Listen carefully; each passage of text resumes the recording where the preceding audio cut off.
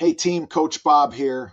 Last week we went 10-3, picking up 73 points for the week. That keeps us sitting in 5th place overall, and the season total is now up to 711 points. We're right in the thick of things heading into week 9, and this is where staying steady really starts to pay off. Let's roll right into this week's office pool picks, ranked from 14 down to 1, starting with the safest picks.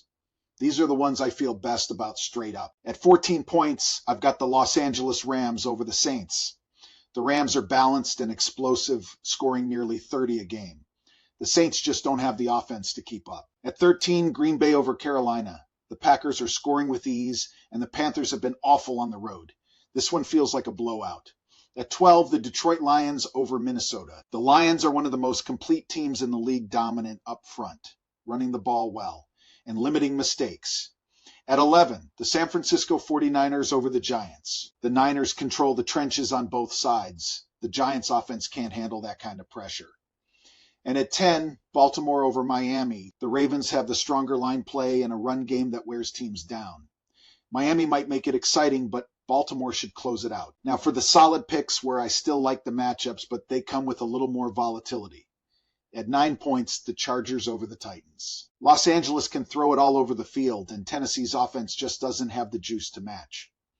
At 8, I've got New England over Atlanta. The Patriots are more consistent and better coached, and that usually wins in tight matchups. At 7, Jacksonville over Las Vegas. The Jags are more disciplined and have the edge on defense. If they stay mistake-free, they get it done. At 6, Seattle over Washington. Seattle's the better overall team and should be able to move the ball through the air.